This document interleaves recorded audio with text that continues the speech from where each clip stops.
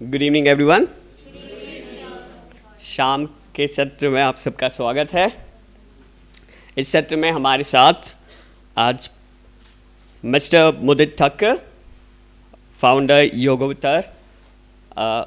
योगोवेटर आए हुए हैं और मैं उनका स्वागत करता हूं, उन्हें मंच पर आमंत्रित करता हूं।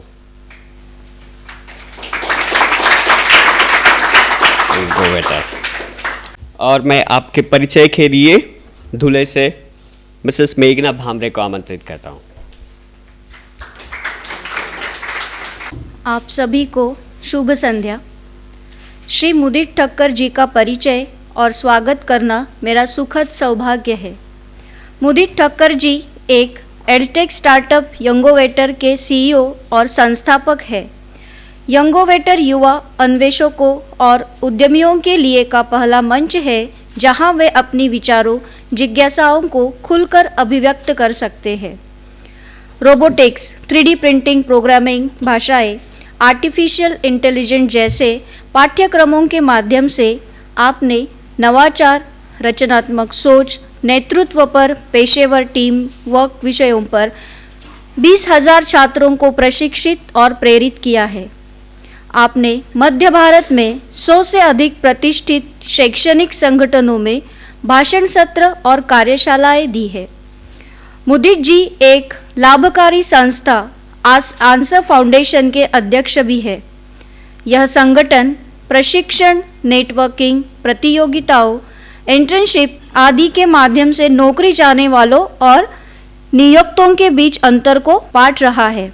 मुदित जी ने वंचित वर्ग के छात्रों की शिक्षा के लिए भी एक नेक पहल की, जहां वे कारपोरेट के साथ साझेदारी स्थापित करके नवाचार और प्रौद्योगिकी के माध्यम से बच्चों के सीखने के कौशल को बेहतर बनाने में मदद करते हैं। आपको शिक्षा, प्रौद्योगिकी के प्रति उत्साही लोगों, शिक्षक, सरकारी प्रतिनिधि और छात्र आदि से जुड़ना और शैक्षणिक प्रणाली में सेंध लगाने तथा सीखने को कैसे अधिक इंटरैक्टिव, मनोरंजक और व्यावहारिक बनाए विषयों पर विचार व चर्चा करना पसंद है। हाल ही में आपने भारतीय शिक्षा प्रणाली की वास्तविक समस्याओं को जानने और कई युवा छात्रों, भावी उद्यमियों आदि को एक बेहतर दुनिया बनाने के लिए प्रेरित करने हेतु अनेक छोटे शहरों और गांवों में सड़क यात्रा की। हम भाग्यशाली हैं कि आप आज हम सबको प्रेरित करने के लिए हमारे बीच है। यूएसएम परिवार और यहाँ उपस्थित सभी लोगों की ओर से हम आपका तहे दिल से स्वागत करते हैं। Welcome sir. जैसी यूएसएम में परंपरा है, हम अपने मेहमानों का स्वागत एक पौधे को देकर करते हैं। उसके लिए मैं यूएसएम परिवार के सदस्य मिस्टर दिविज श्रीवास्तव को आमंत्रित करता हूं कि हमारे मुख्य अतिथि को एक पौधा भेंट करें।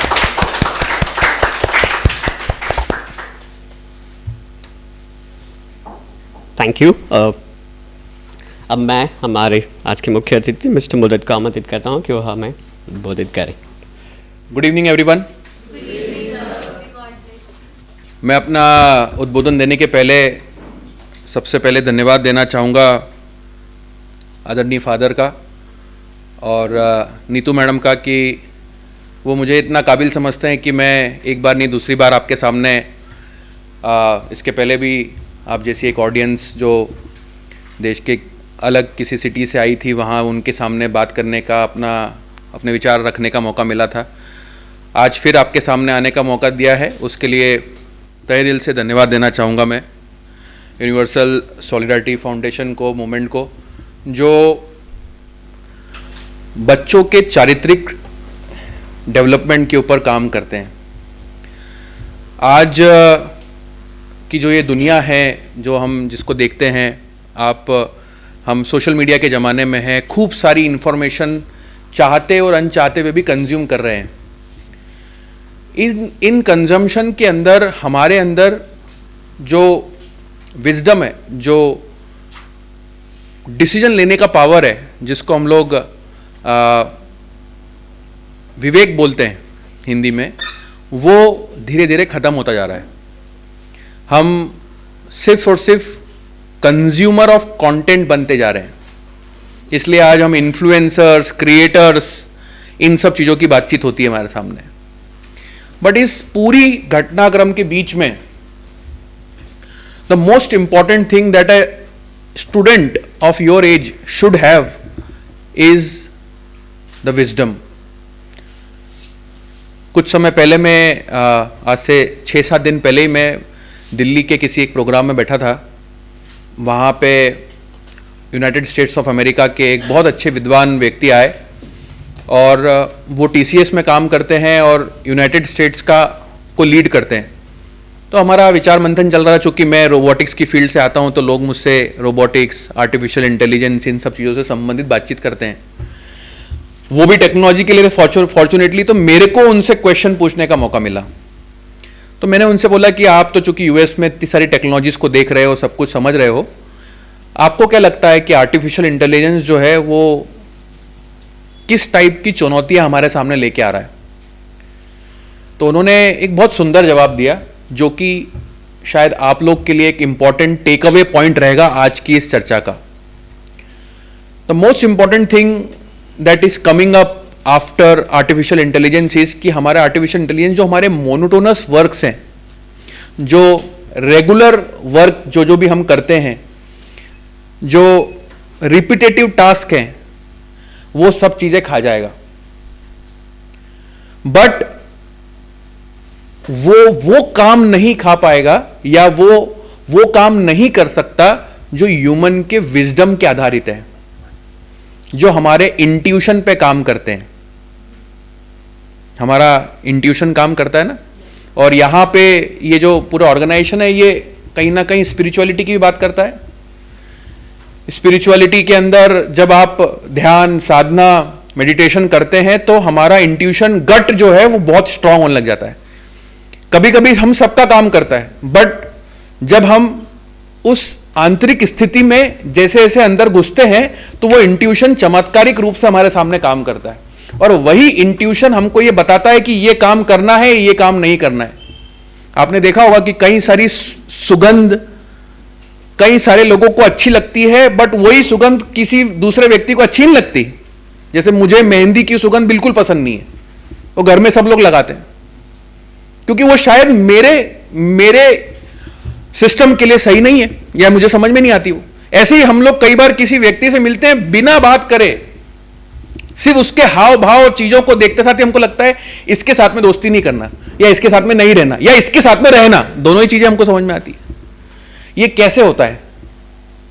ये हमारा गट और इंट्यूशन काम करता है और इसको हमको धीरे धीरे समय के साथ में बढ़ाना जरूरी है, आवश्यक है। और वो तभी बढ़ा पाएंगे जब हम हमारे साथ में होंगे। जनरली हम कहां होते हैं? हम हमारे साथ में ना होते हुए हम दुनिया के साथ में ज्यादा होते हैं। दुनिया के साथ में दुनिया को देखना, दुनिया से बात करना। मैं अभी आपके सामने खड़ा हूं तो आप शायद मुझे किसी प्रकार से, हो सकता है नॉट ऑल, बट कुछ लोग जज कर रहे हो कौन है, क्या कर रहा है, क्या कहां से आया है। हो सकता है मैं भी यही काम कर रहा हूं, या मैं भी ऐसा, मेरे दिमाग में ऐसा थॉट प्रोसेस आ सकता है। मैं उस लर्निंग जर्नी में हूं तो इसलिए मैं कई बार अवॉइड कर पाता हूं। तो हम अगर हमारे साथ में नहीं है तो हमारा अटेंशन, चित्त, फोकस, चित्त जिसको बोलते हैं हम लोग, वो पूरा हमेशा बाहर है। और वो अटेंशन, चित्त, फोकस जब बाहर होता है तो हमारा गट इंट्यूशन, हमारे अंदर कार्य करने की शक्ति, हमारे अंदर का जो ये विवेक, हमारे अंदर का विजडम छुप जाता है, पीछे रहता है। और कुछ स्पेसिफिक समय के लिए वो हमारे, जब हम आइडियल स्टेट में होते तब सामने आता है और हम समझते हैं कि हमारे साथ में चमत्कार हो रहा है। वो चमत्कार 24 घंटे आपके साथ में हो सकता है। शर्त यह कि हम अंदर कितना है, अपने साथ में कितना है। और उसकी जर्नी, मुझे लगता है यहां की जैसी संस्था हमें उस तरफ अपने आप को प्रेषित करने की तरफ आगे बढ़ने में बहुत मदद करती है। और अगर यह कर पाते हैं हम लोग, तो मैं एक बहुत इंपॉर्टेंट बात बोलता हूं कि जो भी कार्य करेंगे आप, जो भी कार्य करेंगे, गारंटीड है, on papers I can write, कि वो कार्य बेस्ट ऑफ द बेस्ट होगा और उसमें आपके चाहे अनुसार और उससे ऊपर अच्छे रिजल्ट्स आपको मिलेंगे। बट हमें संतुलित होकर काम करना है। दौड़ लगाते समय अगर एक बच्चा संतुलित होकर दौड़ नहीं लगाएगा, वो सिर्फ ये देखेगा कि मैं जीत जाऊंगा, वो ट्रॉफी उठा लूंगा और गले में मेडल पहन लूंगा, तो वो संतुलित नहीं रहेगा। उसको उस समय उसकी दौड़ पे 100% देना है। अगर वो उसकी दौड़ पे 100% संतुलित होकर देगा तो गारंटीड उसको रिजल्ट्स मिलेंगे। मेरी बात समझ रहे हैं आप? इस समय में जब हम एक सोशल मीडिया के जमाने में हैं, यहां पे इसके ऊपर ध्यान रखना बहुत जरूरी है। इसलिए इसका क्या सॉल्यूशन हो सकता है? सर, ये बात तो आप बहुत इंपॉर्टेंट कह रहे हो, अच्छी कह रहे हो, करे कैसे? तो हमें आत्मावलोकन जिसको बोलते हैं, आत्मावलोकन को 2 बार में डिवाइड करेंगे तो आत्मा का अवलोकन बोलते हैं उसको। आत्मा कौन? मैं। मेरा सबसे शुद्ध काम, मेरी आइडेंटिटी कौन है? मेरा नाम मुदित तो मेरे माता पिताजी ने रख दिया मेरा नाम, बट जो the purest form of identity जो है वो मेरी क्या है? मैं एक I am pure divine soul, I am आत्मा। आत्मविश्वास, आत्मा का विश्वास। तो मुझे सब जगह जब मैं घूम रहा हूं तो मुझे वो अटेंशन को वापस रीसेट बटन दबा के वापस लाना है। मैं क्या देख रहा हूं, मैं क्या सोच रहा हूं, मुझे क्या करना है, इसको बोलते हैं हम लोग इंट्रोस्पेक्शन। इंट्रोस्पेक्शन छोटे छोटे धीरे धीरे समय से, कुछ सेकंड से स्टार्ट होकर मिनट्स एंड घंटों तक जा सकता है। और ये धीरे धीरे जब हमारी आदत बन जाती है तो हम गलत चीज देखने जाएंगे, इमीडिएटली वो हमारा दिमाग अपने आप से क्वेश्चन पूछेगा कि मुझे ये नहीं करना, this is not good for मी। और मैं क्या देख रहा हूं या मैं क्या सोच रहा हूं। जैसे ही आपका वो रीसेट बटन दबा, आप वापस अपने फोकस की तरफ बढ़ गए। क्या होता है अभी, क्या होता है, हम चलते जरूर हैं हमारे टारगेट के लिए, बट बीच में इतने सारे डेविएशंस हैं कि वो डेविएशन हमको उस तरफ खींच के ले आ सकते हैं। अब चूंकि रीसेट बटन नहीं है तो उस तरफ आगे बढ़ते जा रहे, बहुत देर बाद पता लग रहा है यार बहुत आगे पहुंच गए। फिर पीछे आने की एफर्ट ज्यादा, जब तक आते आते थक गए तो वो आगे आने वाला रास्ता जो है वो ढंग से कवर नहीं पाता।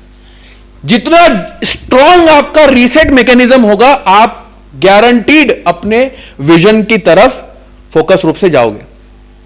और इसका समय हमें बढ़ाना है। शुरुआत क्या कर सकते हो? रोज सोने के पहले कांच में अपने आप से बात कीजिए, कांच में देख के। जब आप अपने आप से बात करेंगे तो दुनिया में आप से और आप दुनिया से बड़े बड़े झूठ बोल सकते हो। आप अपने आप से झूठ बोल सकते हो?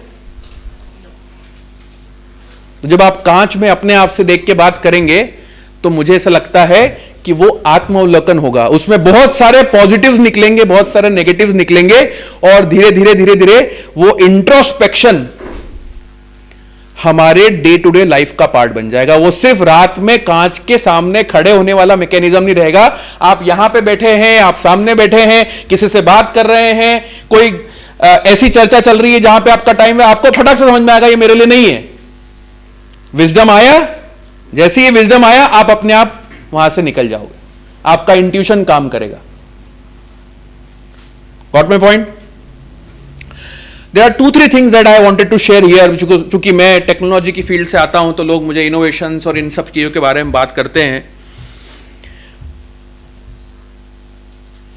जब ये तो मैंने आपको अभी स्पिरिचुअलिटी वाला एंगल, आत्मनिरीक्षण की बात करी, साथ ही में हमें एक बहुत इंपॉर्टेंट चीज का ध्यान रखना जरूरी है, वो है हमारे goals. We need to set the goals right here itself. हो सकता है अभी हमारा जो मानसिक स्थिति है, जहां पे हम हैं, जितना हम लर्न किए हुए हैं, जितनी चीजें जानते हैं, नॉलेज है, उसके हिसाब से जो बेस्ट पॉसिबल गोल हमारे सामने दिखता है, उस गोल को हमें सामने रखना है। एक होगा बड़ा गोल जिसकी तरफ हम शिद्दत से काम करेंगे, मेहनत करके काम करेंगे, संतुलित होकर काम करेंगे और उसको पाने की कोशिश करेंगे। किसी केस में अगर वो सो कॉल्ड दुनिया की नजरों में वो गोल नहीं मिलता है और अगर हम संतुलित हैं, मतलब हम ये मानेंगे कि हमें हमारे लिए और बहुत अच्छी चीज इससे भी सामने लिखी हुई है, बट अगर एफर्ट्स इन लगाएंगे तो आधे अधूरे होंगे, तो मिलेगा ही नहीं। तो पहली बात गोल, और गोल एक बड़ा गोल होगा और एक इंपॉर्टेंट गोल सेटिंग होता है जो कि होता है रेगुलर लेवल पे, रोज का गोल सेटिंग। आपसे जब मैं बात कर रहा हूं तो मेरे जेब में आपको मेरे गोल की लिस्ट मिल जाएगी रोज की। ये आज की लिस्ट बनी हुई मेरी, मुझे आज क्या करना है, ये लिस्ट बनी हुई पूरी। इसको हमें शिद्दत से फॉलो करना है। ये मेरे सुबह से काम लिखे हुए आज के, to do list of today's work. आप इसको सिस्टमैटिक तरीके से अपने जीवन का पार्ट बना के रोज फॉलो कीजिए। रोज मतलब रोज। आपके काम जो बहुत सारे ऐसे लगते हैं ना, समय से पेंडिंग चल रहे हैं, हो ही नहीं रहा, प्रोक्रास्टिनेशन हो रहा है, मैंने तो ये सोचा था, मैं ये कर नहीं पाया, गिल्टी आता है उससे हमारे अंदर, और गिल्टी फिर आगे काम नहीं करने देता हमें। हम अपने आप पे प्रश्न करते कि क्या मैं कर सकता हूं, नहीं कर सकता। वो गिल्टी यहां से खत्म हो जाएगा। आज के कुछ एक दो का टास्क रह गए, कल पे हमने शिफ्ट कर दिए, कल हम उसको आगे अच्छे से करेंगे, पर बनाएंगे ऐसे कि आज के दिन हमारा काम हो जाए। मेरे काम में 9वें नंबर पे आज का काम लिखा हुआ है, 5 बजे आपसे मिलना है। ये जब आपने अपने लाइफ में फॉलो करा तो मैं आपको शर्तिया रूप से ऑन पेपर्स कह सकता हूं कि अगले 6 महीने में, या इवन आप अभी 1 महीना फॉलो करेंगे रिजल्ट मिलेंगे, अगले 6 महीने में, 1 साल में जब अगली बार हम मिलेंगे, आप गारंटी से बोलोगे कि आपके रिजल्ट लाइफ में बहुत सारे चेंजेस आ रहे हैं। और सबसे अच्छी बात क्या मालूम है, जब गिल्टी जाता है ना हमारे अंदर से, गिल्टी, क्योंकि मैंने क्या बोला, दुनिया के सामने कुछ भी बोल सकते हो, खुद को तो गलत बोल नहीं पाओगे, और जब खुद के ऊपर पिटी होता है कि अरे यार मैंने नहीं करा, तो आपके अंदर क्या आता है, गिल्टी आता है। अगर आपको कभी इंटरेस्ट हो तो मेरा बहुत इंटरेस्टिंग सब्जेक्ट है, हमारे बॉडी में 7 एनर्जी सेंटर्स होते हैं। उन 7th एनर्जी सेंटर में 5th एनर्जी सेंटर जो है वो हमारे अंदर अगर खराब रहता है तो ये गिल्टी, पिटी भाव, ये सब लेके आता है। और अच्छी बात क्या, अगर ये अच्छा होता है तो हमारा 3rd एनर्जी सेंटर उससे कनेक्टेड है, जिसको हम लोग नाभि चक्र बोलते हैं। नाभि चक्र से आता है हमारे अंदर समाधान। समाधान मतलब whatever we are doing best and this is good for me. तो मैं समाधान में जब रहूंगा तो मैं आगे की नई टास्क को फुल एनर्जी के साथ में दम लगा के कर पाऊंगा। नहीं तो मैं समाधानी नहीं हूं, मेरे अंदर सेटिस्फेक्शन नहीं है, तो मैं अपनी हर चीज को कोसता रहूंगा। ये अच्छा नहीं हुआ, वो अच्छा नहीं हुआ, ऐसा अच्छा नहीं हुआ, और जब वो अच्छा नहीं हुआ तो फिर मेरी एफर्ट्स सही नहीं जाएगी। उसका पहला पॉइंट, इन सभी चीजों का कोर पॉइंट क्या है, गिल्टी कहां से नहीं आएगी, जब हमारे रेगुलर वर्क को हम एफर्ट्स लगा के सॉर्टिंग करना स्टार्ट करें। ठीक है, इंपॉर्टेंट की टेक के वो पॉइंट है, इसको इमीडिएट बेसिस पे इंप्लीमेंट करना स्टार्ट कर दीजिए आप। मैं चैलेंज लेता हूं आपके कि आपको बहुत सारे चेंजेस मिलेंगे। The second important thing is, जब ये चीज सॉर्टिंग होने लगती है तो दुनिया की नजरों के फेल्योर्स हमारे सामने फेल्योर्स नहीं होते, and through that we start embracing the failure. हम अपने फेल्योर्स को, जो दुनिया की नजरों के, मेरे को तो फेल्योर लगते ही नहीं है, मतलब चूंकि अब मैं भी इस जर्नी में हूं, सीख रहा हूं, तो मुझे फेल्योर लगते नहीं है, क्योंकि मैंने अपना एफर्ट्स अच्छा दिया। बट जो दुनिया की नजरों वाले फेल्योर्स हैं, या हमें भी अगर कई बार लगते हैं, तो we start embracing the failures. वो फेल्योर्स है, हम लर्न करते हैं, हम उसके अंदर अच्छे पॉजिटिव आउटकम्स क्या क्या हुए थे उनको भी देखते हैं, किन चीज में सुधार की आवश्यकता है उसको भी देखने की कोशिश करते हैं। हमारे अंदर एक बहुत इंपॉर्टेंट क्वालिटी डेवलप होने लगती है, जिसको हम लोग बोलते हैं पेशेंस। हार को हार के रूप में देखना हमें आता है, देखना आता है। स्वीकार तो ठीक है, स्वीकार क्यों करूं मैं हार, देखना है मुझे। इसको हम लोग हिंदी में एक बहुत अच्छा वर्ड है, हमारे धर्म ग्रंथों में लिखा है जिसको बोलते हैं दृष्टा भाव। दृष्टा भाव मतलब सिर्फ देखते रहना। तो I start seeing the failures और some positives and negatives that happens in front of me. मैं सिर्फ नेगेटिव के लिए नहीं बोल रहा हूं, बहुत अच्छा पॉजिटिव भी होगा ना तो आप देखते रहोगे, मजा आएगा। हाँ ठीक है, हो गया, अब अगला क्या। और बहुत नेगेटिव भी, जो दुनिया की नजरों में बहुत नेगेटिव भी हुआ तो हाँ देख लिया, अब अगला क्या। मैं पिछली बार भी जब कुछ जो पुराने युवा साथियों से जब मिला था तो मैं एक अच्छी स्टोरी शेयर करी थी। मैं शतरंज का खिलाड़ी हूं, मैंने चेस बहुत खेला है और मैं स्ट्रांगली रिकमेंड करता हूं कि एक गेम हमारे जीवन में होना चाहिए, हॉबी से थोड़ा सा ऊपर, हॉबी से थोड़ा सा ऊपर, जिसमें हम थोड़ा सा एफर्ट्स लगा के कुछ आगे बढ़ने की कोशिश करें। प्रोफेशनली बढ़े ना बढ़े वो एक अलग बात है, बट कुछ थोड़ा सा आगे, प्रोफेशनली से मतलब थोड़ा सा आगे बढ़ने की कोशिश करते तो हमारा इंटरेस्ट थोड़ा सा अंदर जाता। नहीं तो हॉबी में आज खेला नहीं खेला। तो मैं शतरंज खेलता हूं, था भी, अभी भी, अब तो थोड़ा सा ज्यादा हॉबी वाला हो गया, बट पहले एक समय मैंने खूब मन लगा के, मतलब I have represented country as well, मैंने इंडिया को रिप्रेजेंट करा 3 बार, नेशनल लेवल पे, स्टेट लेवल पे बहुत सारा खेला। शतरंज ने मुझे क्या सिखाया? शतरंज ने मुझे पेशेंस सिखाया, फेलियर्स को एम्ब्रेस करना सिखाया, क्योंकि वहां पे तो आपको रोज गेम खेलने हैं। कभी आपका ओपोनेंट्स आपके साथ में बहुत अच्छा होगा और कभी बहुत नॉर्मल होगा। नॉर्मल के सामने आप जीत जाओगे और अच्छा वाला होगा तो वो भी जीतने के लिए बैठा, वो हारने थोड़ी बैठा है, वो आपको हरा देगा। लाइफ के चैलेंजेस भी तो ऐसे होते हैं, 2550 चीजें आती हैं जो हमारे, वो भी हमें चैलेंज करने के लिए आती हैं, और वो चैलेंज करने के लिए तो कभी वो जीतते कभी हम जीतते हैं। चेस मुझे क्या सिखाता था पता है? शुरुआत में जब आप गेम हारते हो, शतरंज का गेम हारते हो, तो दृष्टा भाव नहीं रहता, मतलब आप बैलेंस नहीं होते, तो एकदम आपको वो हार हिट करती है। पहले वो हार मुझे है ना 3-3, 4-4 दिन, 5-5 दिन तक हिट करके रखती थी। पर धीरे धीरे धीरे धीरे जब हम चेस खेलना सीखे और सीखते रहे, कंटिन्यूअसली प्ले करते रहे, तो आज जैसे मैंने गेम खेला, तो आज गेम खेला फुल थ्रॉटल में खेला, किसी कारणों से हार गए, तो अगले आधे घंटे के अंदर, शुरुआत का 10-15 मिनट थोड़ा सा उसका विचार मंथन, हाँ क्यों हारे, थोड़ा सा सेटबैक, इंसान है भाई, इंसान के अंदर सेटबैक होता है, नहीं तो भगवान बन जाए। सेटबैक हुआ, बट वो रीसेट बटन, जैसे ही रीसेट बटन मिला तो हमने उसकी लर्निंग निकाली, क्या क्या चीजें थी, क्या क्या चीजें थी, हाँ ये 5-6 चीजों में सुधार की आवश्यकता, ये बहुत अच्छा खेला था मैंने। और आज की हार के बाद में कल सुबह वापस, चूंकि मुझे गेम खेलना है, अगर आज की हार मेरे दिमाग में लगी हुई है तो कल का गेम भी 100% मेरा बेकार जाना है।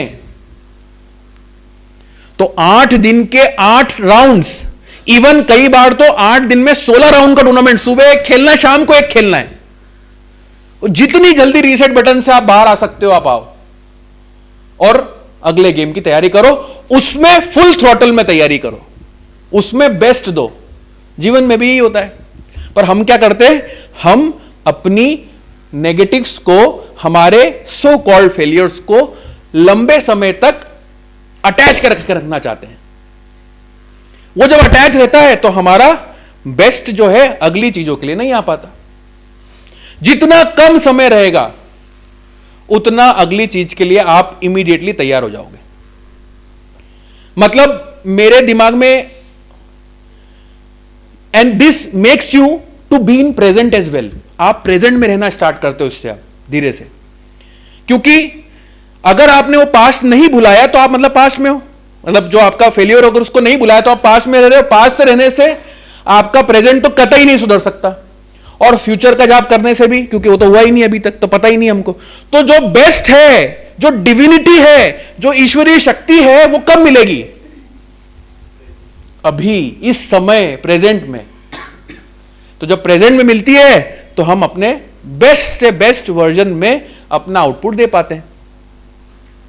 इसीलिए वो रीसेट बटन बहुत इंपॉर्टेंट है। इंट्रोस्पेक्शन वाले पॉइंट से वो आता है। फेलियर्स को देख के इमीडिएटली उससे डिटैच हो जाओ। हमारा हर चीज में हम अटैच होना चाहते हैं, फटाक से अटैच हो जाते हैं, है ना। वो अटैचमेंट क्योंकि बचपन से सीखा है हम लोगों ने। मेरे बेटा है 5.5 साल का, वो अभी से सीखता है वो ये सब चीजें।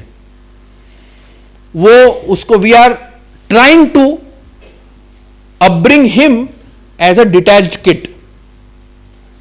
बच्चे आप स्कूल के अंदर आप छोड़ने जाते हो पहली बार तो कैसे रोते हैं ना, क्योंकि वो अटैचमेंट है। हमने जब पहले दिन उसको स्कूल के लिए छोड़ा तो गाड़ी से उतरा, बाय पापा। दूसरे लोग देखे बोले ये तो रो ही रहा है। एज अ पेरेंट कई बार सोचते यार ये इसको थोड़ा सा मिलना चाहिए, गले मिलना चाहिए। But as a parent also for me this is my responsibility to raise a detached kid. जब वो डिटैच होगा तो वो मेरे से डिटैच होगा, तब किससे अटैच होगा? उससे, उसकी एनर्जी से। और फिर वो एक ऑटोनोमस बॉडी के रूप में आगे बढ़ पाएगा। हमें भी एज अ मैच्योर किड्स ये काम करना चाहिए, या धीरे धीरे इसके ऊपर आगे बढ़ना चाहिए। This comes with practice. ये चमत्कार से नहीं होता। पहले के जमाने में लोग बोलते थे दुनिया छोड़ना पड़ेगी, वहां जाना पड़ेगा, क्या करना, ये सब इसलिए बोलते थे कि वहां पे जाके ये यहां से सब छूटेगा तब वहां पे अटैचमेंट। पर हम ये सब चीजें तो छोड़ नहीं सकते। हमें सोशली अपने आप को ग्रो करना है, तो इसलिए everything will come through introspection, introspection, introspection. एक बहुत अच्छी स्टोरी वही वाली जो चेस की थी, वो मैं आपसे बताता हूं। शायद पिछली बार आप में से कोई लोग नहीं थे ना, शायद। ओके, एक अच्छी स्टोरी थी। मैंने पहला चेस का टूर्नामेंट खेला, मतलब एज अ इसको बोलते ना एक ऑफिशियल चेस टूर्नामेंट जो होता है वो खेला। उस टूर्नामेंट के अंदर टोटल 9 राउंड था, आई गेस 9 राउंड का टूर्नामेंट था। 9 दिन तक, अलग अलग दिन तक होना था वो। उस टूर्नामेंट में डिस्ट्रिक्ट लेवल का टूर्नामेंट था। इंदौर के ही क्राउन पैलेस होटल के सामने एक बड़ा सा हॉल था, वहां पे हुआ था।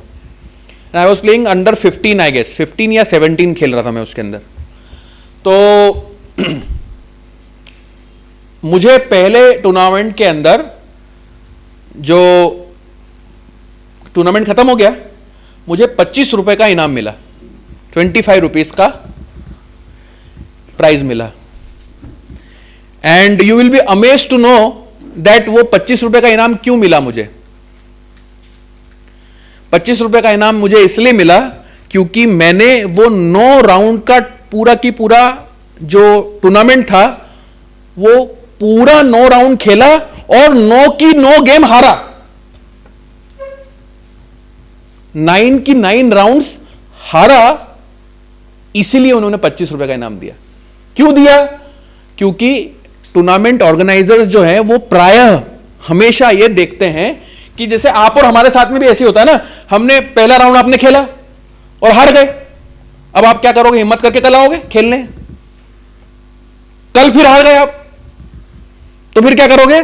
तीसरे दिन और दम लाके चलो तो एक बार और चलते देखते हैं। अब तीसरा गेम अगर आप हार गए तो हम क्या कर देते? गिव अप कर देते,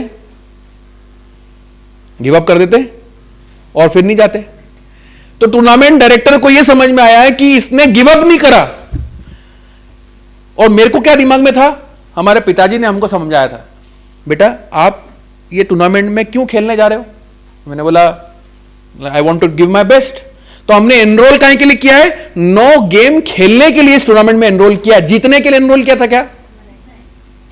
तो हमारी क्या जिम्मेदारी है? 9 की 9 गेम खेलना। तो मैं आता था, हारता था, मुझे वो हार टच नहीं होती ज्यादा, थोड़ी बहुत होती थी, पापा रीसेट कर देते थे। पापा के पास में रीसेट बटन था उस समय, तो वो रीसेट कर देते थे। ये हमें अपने जीवन में करना है। आज की जो जनरेशन हम जहां पे हम ग्रो अप हो रहे हैं, ओवर इंफॉर्मेशन के एज में हम लोग, और अगर ये रीसेट बटन हमारे पास में नहीं होता है अगर, तो हम 2 टाइप की चीजें करते हैं। दो टाइप की पर्सनालिटी ऐसे लोगों की होती है। कोई ब्लैक एंड व्हाइट नहीं बता रहा हूं, ये ग्रे होता है, बीच में होता है कहीं। अगर हम बहुत पास्ट ओरिएंटेड चीजों को के बारे में सोचना स्टार्ट करते हैं अगर, तो हमारी प्रवृत्ति लेथार्जिक प्रवृत्ति हो जाती है। लेथार्जिक मतलब ठीक है यार, तुम कर लो, मेरे से तो नहीं होगा, प्रोक्रेस्टिनेशन। कोई काम उसको सामने बोलते हैं तो सामने वाला व्यक्ति यार ये नहीं हो सकता, पहले उसको मना कर दे। एक प्रवृत्ति ये होती है लेथार्जिक, इसको डिप्रेसिव मेंटालिटी बोलते हैं। आगे जाके इसका जो बड़ा वर्जन बीमारी का स्वरूप क्या लेता है? डिप्रेशन। और अगर हम दूसरे एंड पे अगर ज्यादा फ्यूचरिस्टिक हैं, बहुत आगे आगे का सोच रहे हैं और आज तो खत्म है, तो हम डिप्रेशन का अपोजिट होता है, एग्रेशन में आ जाते हैं हम लोग। एग्रेसिव पर्सनालिटी बन जाते हैं, चिड़चिड़ा स्वभाव हो जाता है हमारा। कोई भी काम बोलेंगे चिड़चिड़पना हमारे अंदर से आता है। या आपने आसपास में देखा कुछ ऐसे लोग होते यंग समय में, अभी हमारे अंदर ये डेवलप नहीं हुई ये प्रवृत्ति, या उस तरफ आगे बढ़ रहे हैं। जब बड़े हो जाता है व्यक्ति तो उसको फिर सुधारना थोड़ा सा डिफिकल्ट होता है। तो ज्यादा एग्रेसिव, ज्यादा फ्यूचरिस्टिक सोचोगे तो खूब एग्रेसिव हो जाओगे, कहीं इधर गिराओगे उधर सामान, ये कोई भी काम ढंग से नहीं होगा। इन दोनों पर्सनालिटी से हट के हमें कहां आना है? कहां आना है? बैलेंस में, अभी में। और वो कब आएगा? जब हम प्रेजेंट में, अभी इस समय रहने की तरफ कोशिश करेंगे। हम डेविएशंस जो हैं उन डेविएशन से वापस अपने आप को बीच में लाने की कोशिश करेंगे। ठीक है? सो फर्स्ट पॉइंट से कनेक्टेड सेकेंड पॉइंट है कि हमें फेलियर्स को एम्ब्रेस करना आना चाहिए। और वो कभी आएगा? जब हम पहले पॉइंट्स को, पहला पॉइंट जो मैंने बताया था उसको फॉलो करेंगे। और तीसरा सबसे इंपॉर्टेंट पॉइंट, गिल्टी कहां से आती है? फिफ्थ एनर्जी सेंटर से। और समाधान का भाव कहां से आता है? थर्ड एनर्जी सेंटर से, नाभि चक्र से। और फोर्थ एनर्जी सेंटर हमारी बॉडी का जो है, जिसको हम लोग अनहद बोलते हैं, यहां से हमारे अंदर आता है resilience and confidence. Resilience and confidence.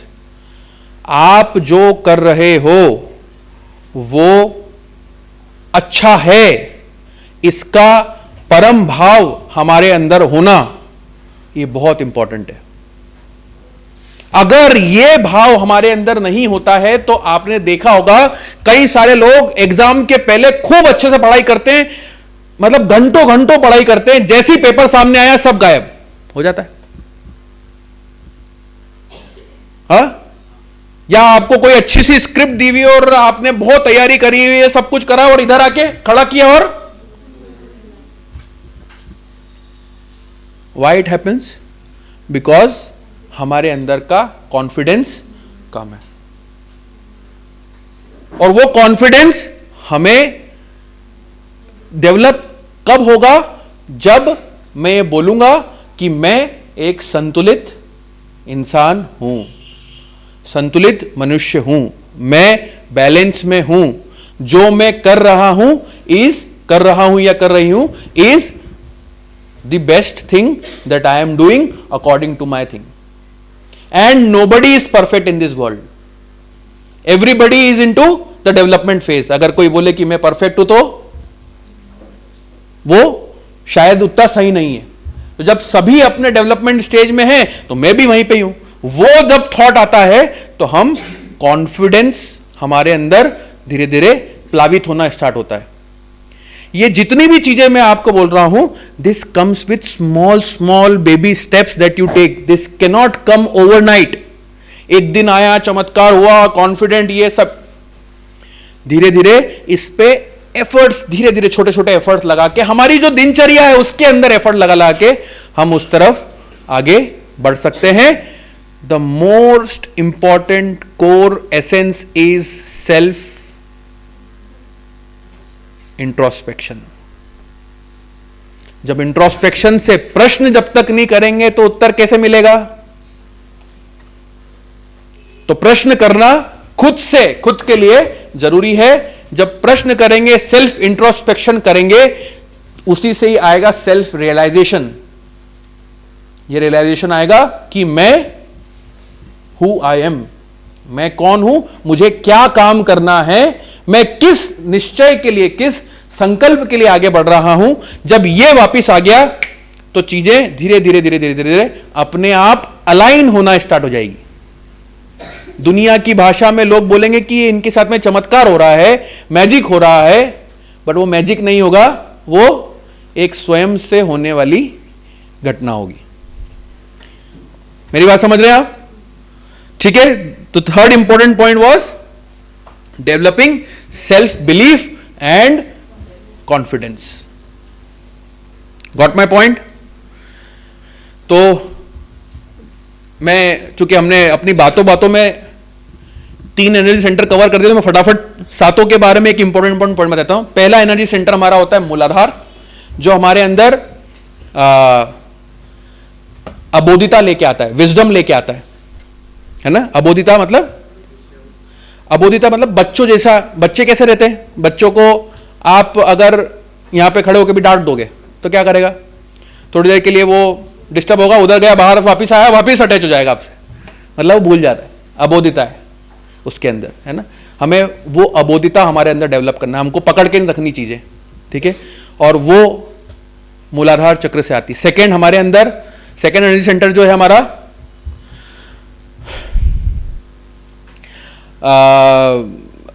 स्वादिष्ठान चक्र बोलते हैं। स्वादिष्ठान चक्र जो है हमारे अंदर क्रिएटिविटी लेके आता है, सृजनात्मकता लेके आता है। The work that you do with creativity, ये अपने आप आती है, ठीक है। The third energy centre is नाभि चक्र, विच ब्रिंग्स आउट समाधान, है ना। हमारे अंदर जो चीज मेरे पास में है, जहां है दी बेस्ट है, जब वो आएगा तो हम आगे की स्टेप पे आगे जा पाएंगे, ठीक है। नहीं तो लोग बोलते हैं ना कि खूब होने के बाद में भी वो एंजॉय नहीं कर पाया। तो क्यों नहीं कर पाया? क्योंकि उसको समाधान नहीं था। द फोर्थ एनर्जी सेंटर जो हमारा अनहद होता है, ये हमारे अंदर कॉन्फिडेंस, निडरता लेके आता है, ठीक है, निडरता लेके आता है।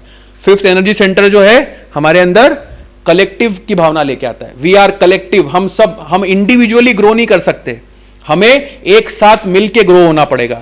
We are a community, we are like minded. यहां पे आप क्या कर रहे हैं? This is community, this is like minded people. Grow your circle, grow the like minded people around you, and then you can go to a next level. जब ये अच्छा होता है तो आपके अंदर वाक्पटुता अच्छी आती है, आपके अंदर कॉन्फिडेंस, बोलने का कॉन्फिडेंस आता है। आप जब किसी चीज को कोई को बोलते हो तो वो आपकी बात सुनता भी है, समझता भी, इंप्लीमेंट भी करता है। ये हमारे अंदर आता है। सिक्स एनर्जी सेंटर हमारे अंदर होता है आज्ञा चक्र, जिसको बोलते हैं। आज्ञा चक्र हमारे अंदर क्षमा का भाव लेके आता है। क्षमा मतलब फीलिंग ऑफ फॉरगिवनेस। फॉरगिवनेस कौन ने दी थी? सबसे बड़े फॉरगिव के देवता कौन है? Jesus Christ. उनको सूली पे चढ़ाते हुए भी उनको जब हाथ में खील ठोक रहे थे तो उनको, तो वो लोग क्या कह रहे थे? जब हाथ में लोग खील ठोक रहे थे तब भी वो बोल रहे थे कि हे ईश्वर, ये लोग क्या कर रहे हैं, इनको पता नहीं है, इनको क्षमा कर देना। हम इंसान क्षमा नहीं कर पाते, है ना। जरा सी छोटी चीज लिए पकड़ लेते हैं हम लोग। तो क्षमा दूसरों, इंसान, संसार के हर व्यक्ति को मुझे क्षमा करना है। क्यों? क्योंकि मैं एक बड़ी जर्नी पे निकला हूं। मैं छोटे से किसी व्यक्ति को क्षमा नहीं करने से अपनी जर्नी को क्यों डिस्टर्ब करूंगा? नहीं करना है ना मुझे उस बड़ी जर्नी पे जाना है, बड़े विजन को फॉलो करना है, अपनी लाइफ को एक सस्टेनेबल बैलेंस लाइफ बनाना है, अपने लिए भी, अपने आसपास के लोगों के लिए, इस देश के लिए भी, दुनिया के लिए भी। तो उस बड़े मिशन के जब काम करें तो छोटी मोटी चीजें तो गौण हो जाती है, छोटी हो जाती है। तो वो क्वालिटी कहां से आती है? तो महावीर जी, जीसस क्राइस्ट और बुद्ध, तीनों ने एक ही संदेश दिया था। तीनों हमारे आज्ञा चक्र पे, ठीक है। And the seventh energy centre is Sahasrar. Sahasrar is the unification of all these 6 energy center happens at सहस्त्रार। जब सहस्त्रार पे हम होते हैं तो हमारी, बोलते ना, ये यूनिवर्स क्या है? इट इज इनफाइनाइट, और हम क्या है उसका? एक छोटा सा फाइनाइट। तो इस फाइनाइट का कनेक्शन उस इनफाइनाइट के साथ में कहां से होता है? जब ये बाकी के 6 एनर्जी सेंटर संतुलित होते हैं तो 7th एनर्जी सेंटर से हम इस ब्रह्मांड की शक्ति के साथ में कनेक्ट हो जाते हैं। और जब वो कनेक्शन होता है तो हम एक नॉर्मल व्यक्ति जो है बहुत सारी चीजें देखता रहता है, दृष्टा भाव आता है, अपने आप चीजों को देखते रहता है, अपने आप बहुत सारी चीजें होती ना होने लग जाती है जो लोगों के नजरों में मैजिक या चमत्कार होते हैं, बट वो नहीं। जब ये सहस्त्रार ओपन होता है तब अपने आप वो चीजें होने लगती है। तो seventh energy centre is the integration point.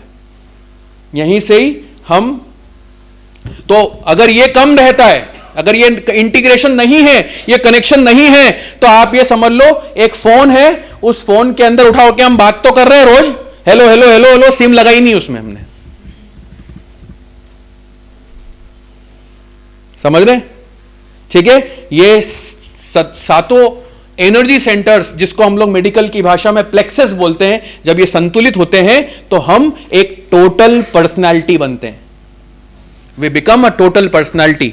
उसके लिए पर्सनालिटी डेवलपमेंट क्लासेस जाने की भी जरूरत नहीं पड़ेगी हमको।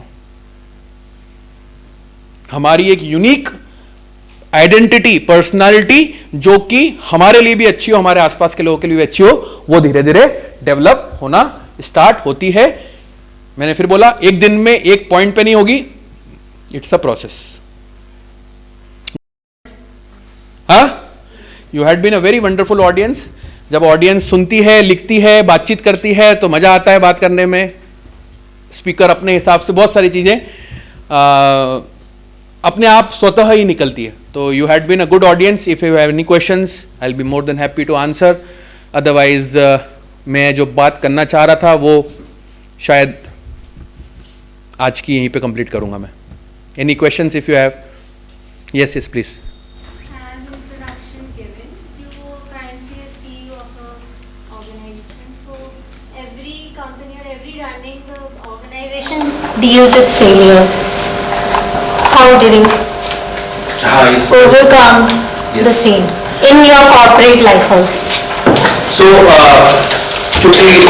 I am trying to wire myself as, मेरे लिए जो फेल्योर्स है वो फेल्योर्स नहीं है। मैं तो हमेशा उनको चैलेंजेस और एक अपॉर्चुनिटी के रूप में देखता हूँ। तो जो नई चीज़ मेरे सामने आती है, जो कि कभी कभी चैलेंजेस होते हैं, है ना, कभी हार्ड टाइम्स होता है, बट अगर मैं उनको एज अ फेलियर ट्रीट करने लगूंगा मेरे दिमाग के अंदर, तो मेरा रिस्पॉन्ड जो उसको होना चाहिए वो ऐसा लगेगा कि ये चीज होना थी और नहीं हुई। और जब ये ऐसा भाव के साथ में जब मैं उसको ट्रीट करूंगा तो मेरा रिएक्शन अलग होगा। और जब मैं वही चीज को एक अपॉर्चुनिटी और एक चैलेंज के रूप में देखता हूं तो मेरा रिस्पॉन्ड उस सिचुएशन को अलग होता है। मैं इमीडिएटली उस प्रॉब्लम के सॉल्यूशन की तरफ ढूंढने की कोशिश करता हूं कि this is a problem that is arise in front of मी, इसका इमीडिएट बेस्ट पॉसिबल सॉल्यूशन क्या होगा, उसके ऊपर काम करना हम स्टार्ट कर देते हैं। और इस प्रोसेस के दौरान में फिर ऐसा लगता है कि नहीं इसको ट्विक करना चाहिए, तो उसको ट्विक कर लेते हैं। क्योंकि आप हो सकता है कि आज इस समय यहां से जब आप इस चीज को देख रहे हो तो आपको वो सही नहीं लग रही हो अभी की भाषा, बट जब आपका विजन थोड़ा सा ऊपर बड़ा हो जाता है तो वही चीज आपको लगता है ये तो सही थी। तो मेरे अंदर इमीडिएटली वही भाव आता है। मैं एग्जांपल बताता हूं, मतलब मेरे डे टू डे लाइफ का पार्ट है। अभी मैं ड्राइव कर रहा था, इमीडिएटली क्या हुआ, एक गाड़ी आई और पीछे से ठोक दिया गाड़ी को। लोग क्या करते हैं, फाइटिंग करते हैं। मेरी गाड़ी को पीछे से आके ठोका, मतलब दुनिया की नजरों में तो वो गलत है। मेरे दिमाग में क्या मालूम उसी समय एकदम ये भाव आया कि क्योंकि वो भी गाड़ी ठुकी तो उसकी गाड़ी भी गिरी, उसको भी लगी। मेरे दिमाग में ये भाव आया कि क्या इसने मेरी गाड़ी को आके इंटेंशनली ठोका था, और जो इसने ठोका था उसके लिए मैं कोई सुधार कर सकता हूं? जो होना था वो तो, अब मैं निकलूं और फिर बोलूं तुमने गलत किया, तुमने ऐसा किया, तुमने वैसा किया। मेरे इनर गट ने, मेरे इंट्यूशन ने, मेरे गट ने मुझे वो अलाउ ही नहीं किया। उल्टा मेरे गट ने ये बोला कि इसकी क्या हेल्प कर सकता हूं मैं। आसपास के लोग आके बोले सर आपकी गाड़ी पे ठोका, गाड़ी पे ठोका है, आप इससे बोलो ये 2-5 हज़ार रुपए देके जाएगा आपको। मेरा गट ये कह ही नहीं रहा है कि मुझे इससे लेना चाहिए पैसे। मेरा इंपॉर्टेंट कीमती टाइम जो हो सकता है हजारों लाखों रुपए का होगा, मैं उससे लड़ाई करूंगा, वो 2 बातें मेरे को बोलेगा, फिर मेरे सिर पे आएगी और वो कहां तक जाएगी पता ही नहीं। उसमें जो समय व्यर्थ जाएगा, एफर्ट जाएंगे, माइंड डेविएट होगा, वो हो सकता है हजारों लाखों मिलियन डॉलर का हो। ये तो छोटा सा खर्चा है 1000-1500 का। ये समय के साथ में डेवलप होना स्टार्ट होता है हमारे अंदर। मेरी बात समझ में है? व्हाट इज रॉन्ग इमीडिएटली उसको हटाओ, आगे बढ़ो। नहीं तो लोग पकड़ के बैठते हैं इमीडिएटली। मतलब कोई किसी ने आंखें भी दिखा दी तो लड़ाई करने लग जाते हैं। तो ये तो बहुत एक्सट्रीम केस था। आजकल संतुलन कहां है? मतलब कार नीचे करके सामने वाले को ये बोले थे घूर के क्यों देख रहे हो, ऐसी सिचुएशन आने लगी। क्यों? क्योंकि अंदर से हम संतुलित नहीं। तो ये एक छोटा सा रियल लाइफ एग्जांपल था। हमारी कंपनीज में भी इस टाइप की सिचुएशन आती है, but situation always comes as a opportunity. उन अपॉर्चुनिटी को हम कैसे सॉल्यूशन पे ले आ सकते हैं उसको देखते हैं। जब मध्य में रह मतलब संतुलित में रह के जब आप किसी प्रॉब्लम को सॉल्यूशन की तरफ जाते हो तो आप सृजनात्मक आउटपुट लेके आते हो, क्रिएटिव आउटपुट आता है। और वो क्रिएटिव आउटपुट जो है आपकी प्रॉब्लम का सॉल्यूशन है। I hope I have tried to give you answer. Anybody else? Yes please. So you were said that we should start embracing the failure. But how should we embrace our failure? Yes. So जैसे मैंने ये बोला कि मेरा chess का example, या वो छोटी सी चीज जो एज ए एक्सीडेंट हुई, तो वो भी एक प्रकार से छोटा सा एक दुनिया की नजरों में एक फेलियर है वो। हाँ, या मैं अगर गेम चेस का गेम हारा, तो हमारे लाइफ में जब हम सो कॉल्ड एग्जाम्पल, आप में से कई सारे लोग हो सकता है IIT की तैयारी कर रहे हो, है ना, या किसी कॉम्पिटिटिव एग्जाम्स की तैयारी कर रहे हो। सबसे पहली बात, जब हम संतुलन में उस चीज की तरफ तैयारी करेंगे तो हम अपना बेस्ट पॉसिबल देंगे। मतलब मैं इस इंसान जो मैं एक इंडिविजुअल ह्यूमन बीइंग हूं, उस ह्यूमन बीइंग का एक बेस्ट पॉसिबल वर्जन उस तैयारी की तरफ जाएगा जिससे मेरे अंदर गिल्टी नहीं होगी। जब मैंने अपना बेस्ट पॉसिबल वर्जन दे के आया और आपने एग्जाम्पल उस एग्जाम की तैयारी करके दे दी, एग्जाम्पल तैयारी हो गई, कई सारे लोग उसमें से आगे बढ़ेंगे, कई सारे लोग हो सकता है कि नहीं भी हो। उस केस में हमारे पास में इमीडिएटली थॉट प्रोसेस क्या आता है कि I have given my best,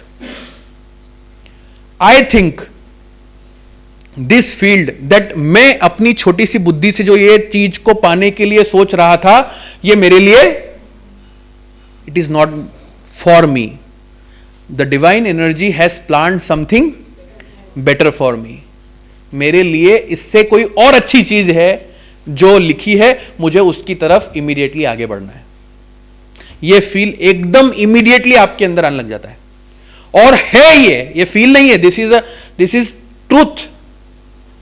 हमारी मदर, छोटा बच्चा होता है, कितना टेक केयर करती है, कैसे टेक केयर करती है? खाने के भूख, मतलब बोल भी नहीं रहा है बच्चा, तब भी वो इसको भूख लगी है, खाना खिलाना है, पानी पिलाना है, सब उसको प्रॉपर समय पे देते। तो ये डिवाइन एनर्जी भी हमारे साथ में ऐसे ही काम कर रही है। Just that we need to, the most important, again the most important word that comes is surrender. You have to surrender to the almighty. एक बहुत अच्छा भजन है ना कि मेरा आपकी कृपा से सब काम हो रहा है, करते हो तुम कन्हैया मेरा नाम हो रहा है। यह भाव कहां से आता है? When you are in surrender। कर्ता और कर्विता, करने और करवाने दोनों ही आप हो। तो जो फेल्योर है वो भी किसने? वो आपका है, दुनिया की नजरों वाला। जो सो कॉल्ड फेलियर वो भी उससे का ही है, मेरा थोड़ी है। जब मैं अपने आप से अटैच कर लूंगा तो वो फेलियर हो जाएगा। मेरी बात समझ रहे हो? जब ये थॉट, सरेंडर का थॉट आया, सरेंडर बहुत इंपॉर्टेंट है, बहुत इंपॉर्टेंट है। Everything that happens for good. Sorted है फिर। Anything else? रूटीन से अलग हटकर ये यंगो वेटर की जो स्थापना से लेकर वो भी So it also happened like a river. मैं जनरली वही ये फील करता हूं कि मुझे एक नदी जैसा बना होना चाहिए। नदी कैसा होता है? जहां फ्लो मिला उस तरफ बढ़ जाता है। मैं उस चीज को फॉलो करता हूं। ये दिमाग में थॉट प्रोसेस था कि फॉर अ ग्रेटर इम्पैक्ट, अगर देश के लिए कुछ बड़ा करना है तो स्वयं का कुछ करना पड़ेगा। अगर मैं किसी जॉब में जाऊंगा तो मैं शायद सीमाओं में बंध जाऊंगा। मैं अपनी तरफ से उसको भी बहुत अच्छा करने की कोशिश करूंगा, अगर जाऊंगा तो वहां पे भी इम्पैक्ट करूंगा। बट मुझे थोड़ा सा एक बेसिक थॉट था कि मुझे खुला रहना है, बड़े इम्पैक्ट क्रिएट करना है। और वहीं से ही थॉट आया कि I wanted to start my own business, I wanted to go for entrepreneurship. Although my family में किसी ने कभी बिजनेस नहीं किया। मेरे जितने भी सब ऊपर के सब लोग सब they were on all in government job. My father is also in government job. So वो चूंकि एक थॉट था, संतुलन था, तो मन में आया कि एक बहुत तीव्र इच्छा हुई कि नहीं, मुझे कुछ समय अपने आप को देना चाहिए, जो मैं थॉट प्रोसेस डाल रहा हूं। नहीं तो आई विल बी ओके कि मैं कहीं और चले जाऊंगा, मैं कहीं जॉब भी कर सकता हूं बाद में, बट कुछ समय अपने आप के लिए देना जरूरी है। उसके लिए स्टार्ट किया, 2012 से स्टार्ट किया, लर्न करा, खूब सारे लोगों से बात किया, विचार किया, मंथन किया, गलतियां करी, सीखा, गलतियां करी, सीखा, गलतियां करी, सीखा, और वो एक्सपीरियंस बन गया। गिव अप नहीं किया कि यार अब नहीं हो रहा है। ऐसे बहुत सारा ऐसा समय था जब 1 से लेके 5 तारीख में आपको 80,000 रुपीज, उस समय 2011-12 में 80,000 रुपीज आपको पे करने हैं सैलरी में या रेंट में। और 26 तारीख 27 तारीख को बैठे हुए हम पहले महीने की, उसके पहले वाले महीने में 27 तारीख को कंपनी के अकाउंट में 15,000 रुपए भी नहीं है। बट इस सिचुएशन में क्या होता, व्यक्ति भाग जाए। बट मुझे ऐसा लगा कि नहीं, ठीक है, भागने वाला या बंद करने वाली सिचुएशन अपने आप आएगी, मुझे अभी बेस्ट देना है। बंद होना होगा ना तो अपने आप सिचुएशन आएगी, मुझे बेस्ट देना है। आई डोंट नो, दुनिया की नजरों में कई सारे लोग बोलते हैं यार you are a divine kid, कुछ हो रहा है, अलग चमत्कार हो रहा है। 1 तारीख को ऐसा हुआ, फटाफट 3.5 लाख रुपए का कहीं से प्रोजेक्ट आ गया बड़ा सा। जिसको बात कर रहे थे 4 महीने से, उसने इमीडिएटली बोला yes I am ready to go, करो आगे कैसे काम करना है, एडवांस डाल रहा हूं लाख रुपए। सो धीरे धीरे वहां पे करा। यंगो वेटर जो है, जो अभी रिसेंट मेरा स्टार्टअप है, वो मुझे एक चीज और थी कि मुझे एजुकेशन में काम करना है, लोगों से बात करनी है, अपने थॉट को अपने जो मेरे अंदर जो है, मुझे उसको देना पसंद आता है। शुरुआत से मैं 8th क्लास से पढ़ा रहा हूँ, 8th क्लास से ट्यूशन्स पढ़ा के। ऑल्दो पापा मतलब फैमिली ऐसा कुछ नहीं कि कोई पैसों की कमी, बट हाँ मुझे सेल्फ फंड करना पसंद था शुरुआत से। मैंने इंजीनियरिंग खुद से सेल्फ फंड करके पढ़ी, एमटेक खुद से सेल्फ फंड करके पढ़ी। इंजीनियरिंग में ऑलमोस्ट 4.5-5 लाख रुपए खुद से पढ़े, खुद का पॉकेट मनी भी निकालता था। एमटेक के अंदर खुद का पॉकेट मनी, खुद का पैसा निकालता था। अब जेल के अंदर जाके पढ़ाता था मैं। जेल में जो जुवेनाइल होते ना, जो 18 साल से कम में जो अपराध करके जेल में जाते हैं, उनकी जेल अलग होती है। तो वहां पे जाके कंप्यूटर पढ़ाता, 4,000 रुपये मिलते थे मुझे वहां पे। वहां से लर्निंग मुझे मिली कि वो मतलब अत्यंत शैतान लोग, आप समझ लो अगर 15 लोगों को पढ़ा रहा हूं तो 15 लोगों को 15 अलग अलग तरह से खींचना है ना। कैसा, एक इमेजिनेशन करो, एक कार्टून कैरेक्टर कि ये 15 लोग अलग अलग भाग रहे हैं। वहां से मेरे अंदर पेशेंस, डिवाइन एनर्जी ने मुझे पेशेंस सिखाया। उन बच्चों को कैसे संतुलन में लेके आना, यह सिखाया। उन बच्चों को मेरी बातचीत कैसे मैं कन्वे कर सकता हूं, वो कन्वे करने की पावर सिखाई। पहला जॉब ही वही था। तो जब मैंने वहां से निकला, तो जब ये बिल्कुल एकदम एक्सट्रीम लेवल के शैतानों को पढ़ा दिया, तो फिर दुनिया तो छोटी हो गई। नहीं तो ऑप्शन ये भी था, 2 दिन जब क्लास देखी तो दूसरे दिन ही जब मैं गया तो वहां से 3 बच्चे दीवार कूद के बाहर भाग गए थे। अगले दिन न्यूज़पेपर में आया तो मेरे दिमाग में यह आया कि बच्चों छोड़ देना चाहिए। मतलब छोड़ना होगा तो ये बोलेंगे, मैं नहीं बोलूंगा। अगर इनको हटाना होगा तो ये बोलेंगे, मैं नहीं बोलूंगा। मुझे तो इस चैलेंज को चैलेंज के रूप में लेना है। लिया, अच्छे से पढ़ाना हुआ। एंड वक्त पे बात ये हुई कि जब मेरा टेन्योर खत्म हुआ तो वो बच्चे मतलब they were in tears and that was a big success for me. वो इतने अटैच हो गए, उनको सीखने को मिला, उनके लाइफ में उनको कुछ मिला होगा जो भी मेरे माध्यम से गया उनके पास में, तो दे वर सो अटैच्ड। उनके ट्रांसफॉर्मेशन लगा। मुझे एक स्पेशल जो जेल अधीक्षक होते उन्होंने स्पेशल अप्रिसिएशन लेटर लिख के दिया कि in the history we were doing this activity as a mechanical activity only. हम इसको एक खाना पूर्ति के लिए कि रजिस्टर में बच्चों को कंप्यूटर पढ़ाया जाता है, लिखते करते थे हम लोग। पहली बार ऐसा लगा कि बच्चों को कुछ मिला। कब हुआ? इंटरेस्ट के थ्रू। तो पढ़ाना इंटरेस्ट था, तो फिर लॉन्ग स्टोरी शॉर्ट, यंगोवेटर जो है ये कोविड के बाद में हमें ये समझ में आया कि बच्चे न्यू टेक्नोलॉजीज को बहुत समझना चाहते हैं, देखना चाहते हैं। इंडिया एक पैराडाइम शिफ्ट में खड़ा हुआ है। इंडिया के बच्चे इंडिपेंडेंट सोच रखना स्टार्ट कर चुके हैं। वो एंटरप्रेन्योरशिप की जर्नी स्टार्ट करना चाहते हैं। वो बिजनेस माइंड भी हो रहे हैं और वो टेक्नोलॉजी समझना चाहते हैं। हमारा एजुकेशन सिस्टम भी एक पैराडाइम शिफ्ट में खड़ा हुआ है, जहां पे एजुकेशन सिस्टम भी ये बोल रहा है कि प्रैक्टिकल लर्निंग का बहुत इंपॉर्टेंस है। और मैंने अपने पूरे एजुकेशन के समय में देखा कि जो काम मैंने हाथ से किए, प्रैक्टिकल किए, उसमें मैं बहुत पारंगत था। और जो सिर्फ थ्योरेटिकल नॉलेज हमको स्कूल में पढ़ाने के लिए, बाय हार्ट करने के लिए दिया जाता था, तो वो तो एग्जाम पास करने के लिए कर दिया था।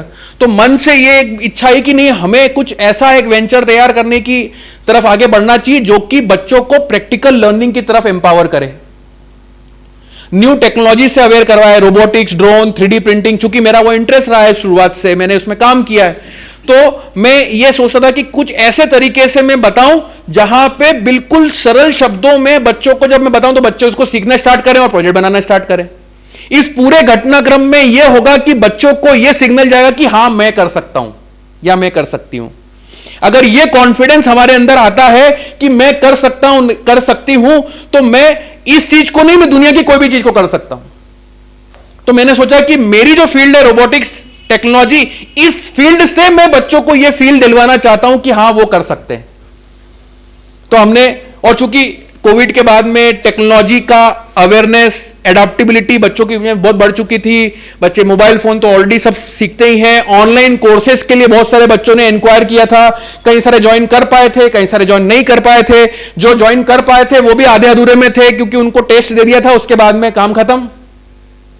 तो हमने बोला कि why don't we create a like minded community of young innovators.